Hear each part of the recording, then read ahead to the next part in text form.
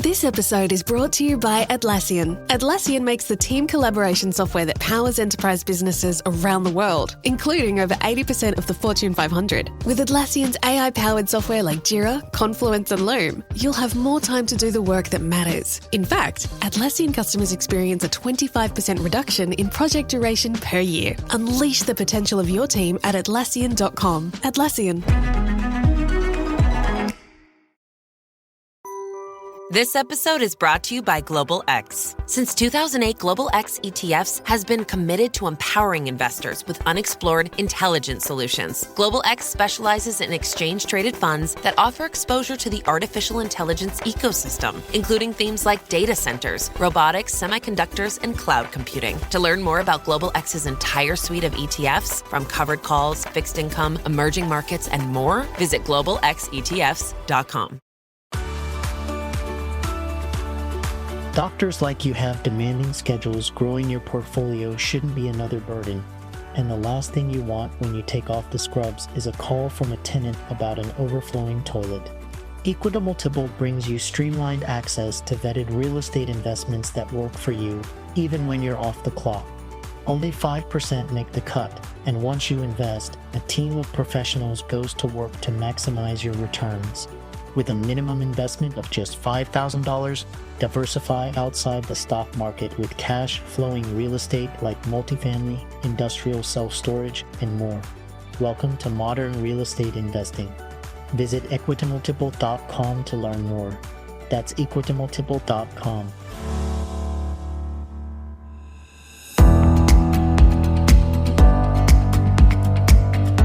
We work hard as physicians to take care of the health and well-being of our patients. But when it comes to our money, do we have the same condition of care?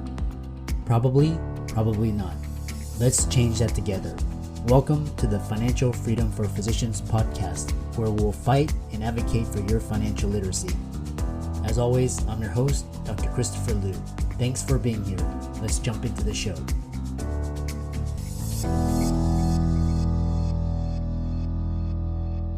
Good morning, guys, and welcome to the podcast.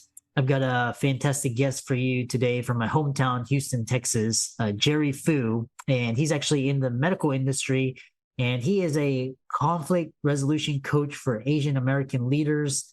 I'm really excited to talk about this, particularly as an ABC myself and kind of the things we deal with and, our culture and background, and happy to have him to fill in the gap. So, Jerry, welcome. Hi, Chris. Thanks for having me. Excited for our conversations. Yeah. So, briefly introduce yourself and we'll dive right into the questions.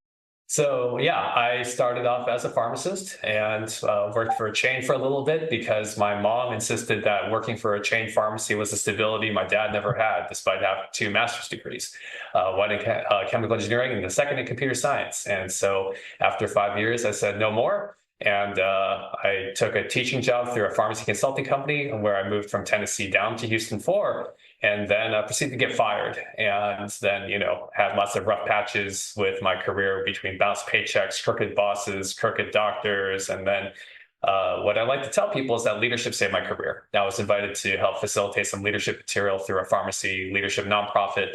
And that gave me the confidence to take on more management positions because that began to change my thinking about who I could become as a leader.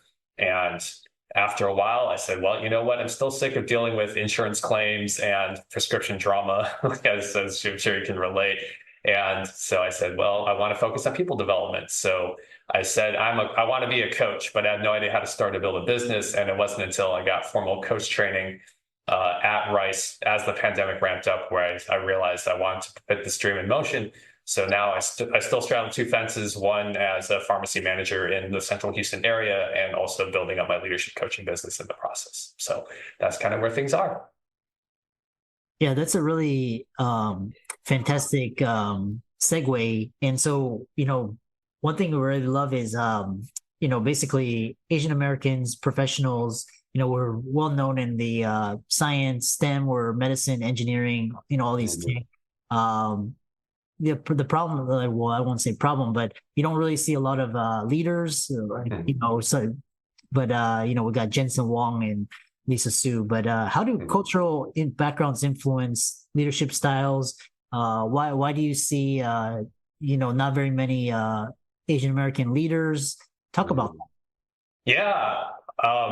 Part of the culture that we grow up in is a merit-based culture, right? Where we say, work hard enough and someone who is important will notice you and then tap you on the shoulder and bring you up into leadership, right? That is basically what we're told. Earn your way into more income or more prestige.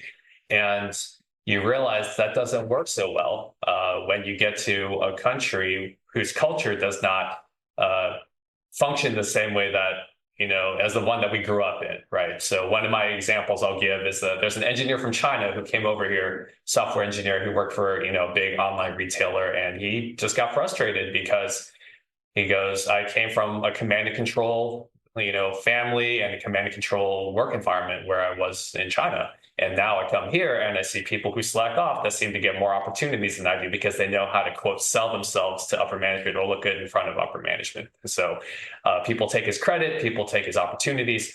And so that's one reason, not to point fingers, but it is a territory you have to learn how to navigate well. And so that is one reason, right? Because number one, the culture teaches us you need a skilled and profitable profession with prestige, right? Become a physician, become a lawyer, become an engineer. And we realize that the person who's actually important is the one who signs the paychecks for those doctors and engineers and such, right? And so when you start to realize that the thinking you grew up with is no longer the thinking you need to actually be successful in leadership or management, that's when the opportunity for coaches like me to come in and help people make that transition.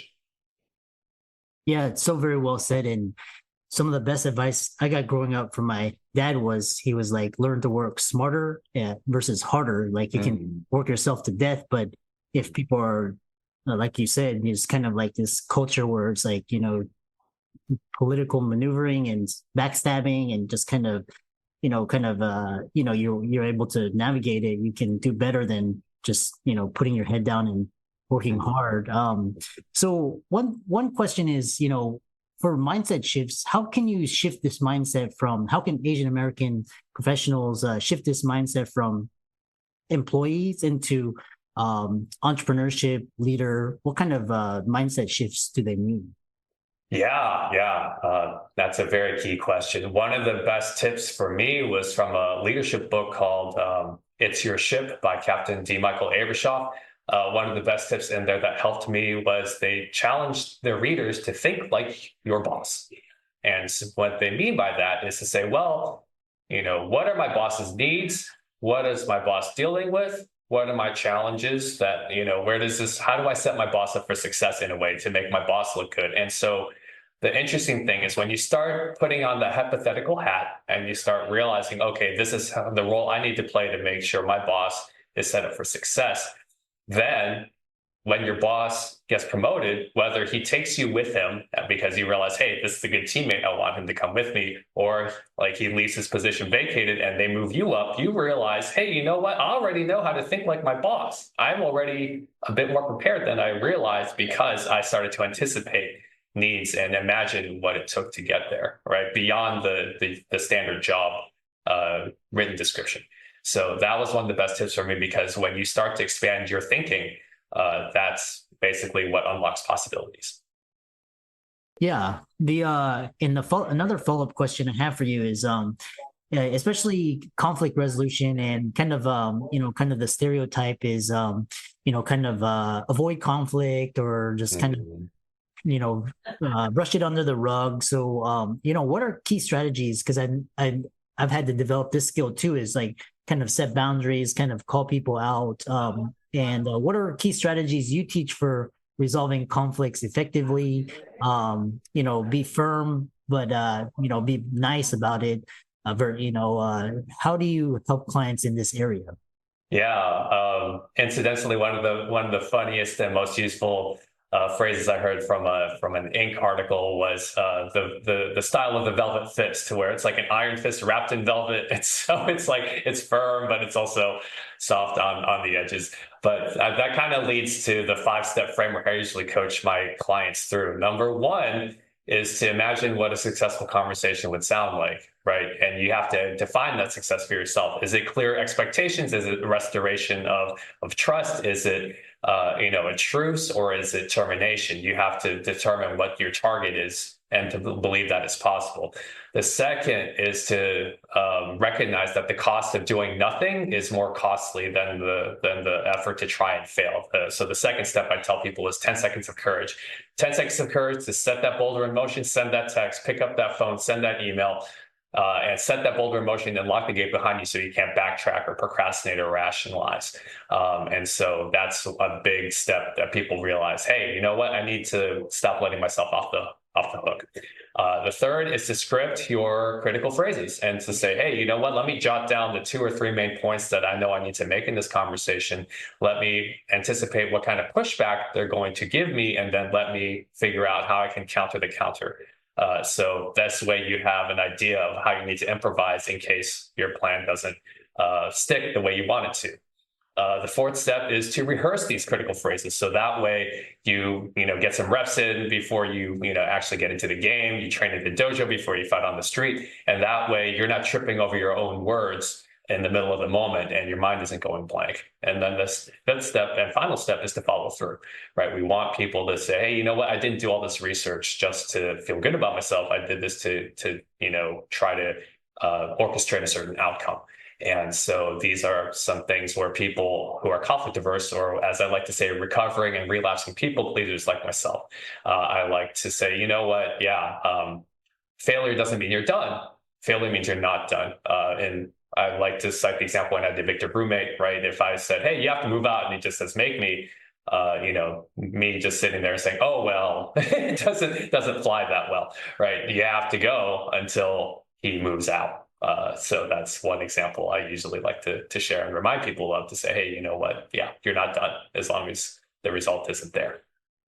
So, and one thing that I really loved about your comment is this idea of people pleasing, and it's very prevalent in our culture. Mm-hmm. And so how do you deal with this? And then I also wanted to, because you mentioned a really beautiful step framework of how to resolve conflicts. And the underlying feelings is like people pleasing, guilt, and shame. How do you get over this fear? Like when you're going to speak to somebody and be like, hey, don't do that, or put up a boundary, or call someone out, or sometimes you have to, step in and mediate a conflict. How do you deal with these 3 core issues? Yeah, I think in this culture that says, oh, don't rock the boat, don't upset people, don't antagonize people, you realize you have to strip all that away. And what I mean by that, to do that, you just have to say, you know what, we have to define the problem. And the problem is not the person, the problem is the problem, right? And so then you have to initiate that initial confrontation, say, hey, we're both a part of this, and I'm going to need your help, and I need a conversation around this. Because one of the tough truths that you and I probably have realized is that politeness doesn't solve the problem. Assuming people know what you're thinking also doesn't solve the problem.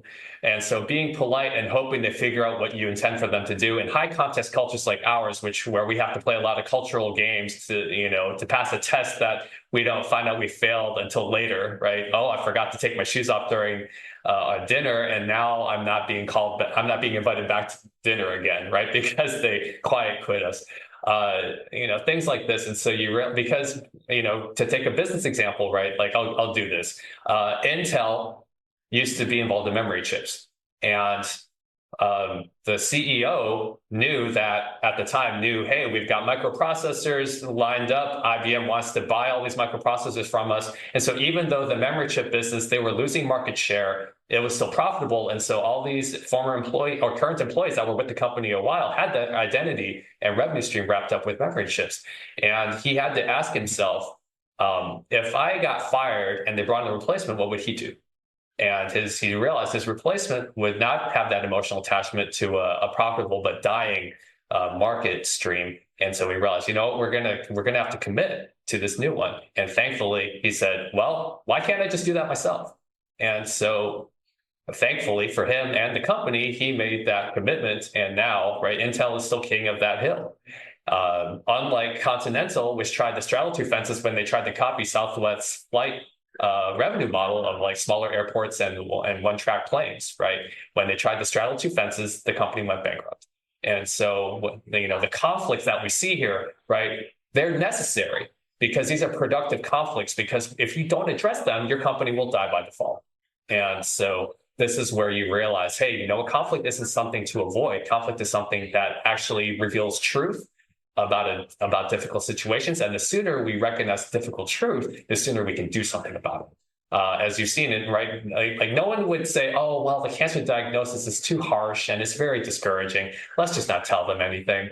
But no, then the patient dies, right? So yeah, just to throw in a health example, because we're both in healthcare. But yeah, that's my answer. You realize quickly, the sooner you deal with the difficult, the sooner you can actually come up with solutions, because you're confident enough to say, hey, you know what, with my toolbox and the help of my team, let's try to actually do something productive about it. And the follow-up question is, when people come to you for coaching or advice, what do they most commonly come to you for? Is it, they can't progress, or like they just they can't keep a job just because they can't navigate the politics of the company? Is it they want to become leaders or entrepreneurs? Like, kind of talk about. I'm just trying to get a pulse of what people are coming to you for. Absolutely. One of the best certifications I got is in Designing Your Life out of Stanford, where they talk about career and life design. And so part of designing your career is knowing how to network well, and to bring up the sensitive topics without antagonizing the person you're with, right? So I'll give a quick example. Let's say someone is wanting a raise or a promotion, right? If they just say, hey, boss, I want a raise, can I have one? The directness is, appreciated. The honesty is refreshing. And yet he's probably going to dig his heels in and probably give you the runaround and say, well, not right now, right?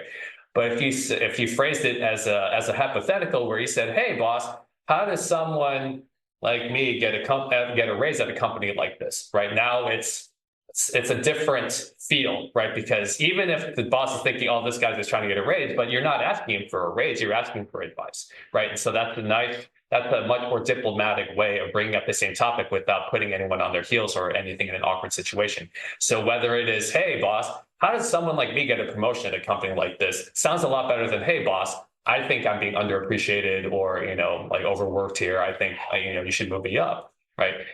Maybe that works. Maybe you have a strong enough relationship with your boss to do that, but more than likely you don't, right? And even then, that's not a dynamic you want to antagonize, because your boss is a very important relationship that you want to don't treat like fine china and you're afraid to break things, but you also don't want to punch it too hard either. And so other things people will ask for advice on is, hey, do I reframe and re-enlist where I am and just kind of, look at my current situation with fresh eyes? Do I have that discussion with my boss about redesigning my current responsibilities to focus more on what I love doing for the company and less of what just kind of taxes my time? Do I have to relocate within the same company to say, hey, I want a different set of challenges and to leverage my current warm network to get there? Or do I finally say, okay, I have to reinvent myself by going to grad school or starting my own business or making something different? So these are all very common questions when people ask me for career advice. It's less about me making recommendations for them as opposed to giving them a framework so they can come up with their own solution. And that's not including the interview questions that people want me to coach them through so that they iron out their phrasing and that they're able to articulate their thoughts accurately and tactfully. So those are a lot of the things that people ask for my help around. Yeah. I know we have around 5 minutes remaining. And so the question I have for you is, especially, kind of if you look at the corporate landscape of leadership, it's kind of, it's not very diverse or representative. And so, what trends or changes do you anticipate for diverse communities? And so our overarching question is, because if I look at emerging countries such as China and India, and they're coming out with Alibaba or Baidu, Tencent, these really fabulous companies. Mm-hmm. And then you look at Western companies, and it's kind of like this white male, older white male, and it's very kind of very aggressive. You have to outspoken. How do Asians become leaders in these type of paradigms? Because I see is it this? There's a really great book called Quiet. Is it because some of the criticisms are quiet, soft-spoken, not assertive? How do they navigate this if they want to become leaders? Yeah, that's a great question. Part of it is, I think, recognizing that introversion is not a deal breaker for leaders. Some of the most effective leaders are actually introverts. So that's another side conversation. But part of it is, for anyone who aspires to be a leader, first you have to ask yourself, well, what is this company culture? How do they treat leadership? Right? Revisiting the engineer that I mentioned previously, I asked him, because he wanted to move up into leadership, and I asked him, well, do you like who you're going to become in order to act like one of the boys? And he realized very quickly that that was not the case. He knew he could have to adapt his style so that at work he would, have to take on a certain persona. It's not to compromise his identity. It's just the kind of person he needs to be while at work. We don't want to go into the whole, I'll have to wear masks for, friends and one for, my bosses. That's not what we're advocating. What we are saying is, well, who do you have to be? Right. And so if you go to a company like Alibaba and you look at their culture, and we always like to ask yourself, well, do you like who your leaders are becoming? Right. We always say, well, they say, I want a promotion. I said, do you like what your boss does? Do you like the fact that he's overworked and things like this? And they realize, what, maybe I don't want to have that promotion. Maybe there's some more other things. But my initial advice and recommendations would be, hey, study the culture first, because if you don't think this is a healthy culture where they actually support and equip and develop leaders well, then that's not a company you probably want to be at long term. It is something you're going to want to make the most of your opportunities there. Adapt what you like, adopt what you like, and make sure you leave behind what you don't. But yeah, the first thing is just to say, well, what would I want in a company culture that I believe is conducive to developing confident and capable leaders? And then just having that rubric in mind to compare what your company actually does. And that way you can make a decision to either have the conversation to make some adjustments with them, or you may have to, hop to another company sooner than you expect. But that's a simple answer for a very complicated situation. Meaningless stuff. Why do we gift so much meaningless stuff? Tired of generic gifts and hollow trends? Shutterfly allows you to create meaningful photo gifts for your family and friends. Whether it's a cozy fleece blanket for grandma, a stunning canvas print for mom, or a mug to make dad smile. Enjoy 40% off with code MAKE40 at Shutterfly.com and make something meaningful this year. See site for more details. Ryan Reynolds here from Mint Mobile. With the price of just about everything going up during inflation, we thought we'd bring our prices down. So to help us, we brought in a reverse auctioneer, which is apparently a thing. Mint Mobile Unlimited Premium Wireless. How to get 30, 30, bit to get 30, bit to get 20, 20, 20, bit to get 20, 20, bit to get 15, 15, 15, 15, just $15 a month? Sold! Give it a try at mintmobile.com/switch. $45 upfront payment equivalent to $15 per month. New customers on first 3-month plan only. Taxes and fees extra. Speed slower above 40 gigabytes in detail.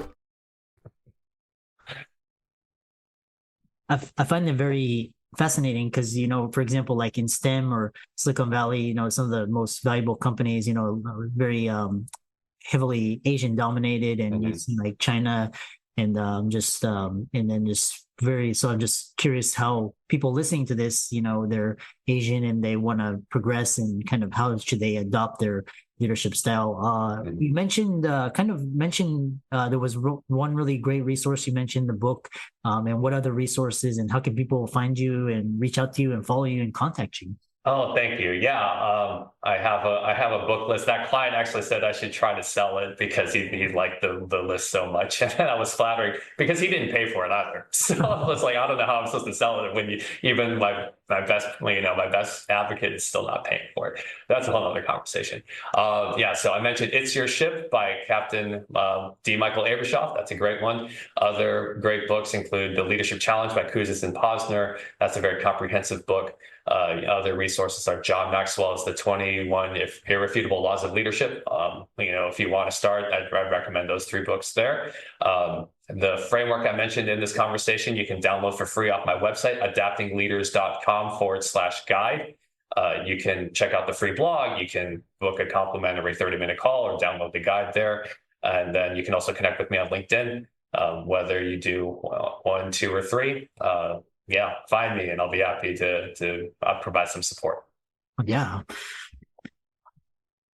Really great conversation. I really enjoyed this and, kind of hit an emotional home for me as well. I think a lot of people, kind of resonate and they can understand what, thank you for your time and your expertise and keep up the great work.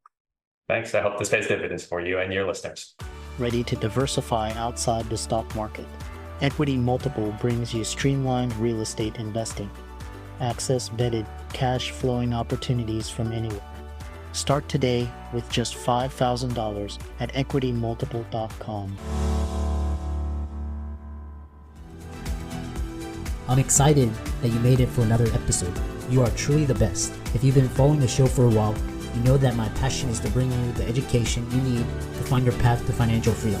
Please come back week after week for new content, new resources, and great guests. Until then, if you haven't already, please be sure to check out the website, www.drchrislewmdphd.com for more support. I'll see you next week.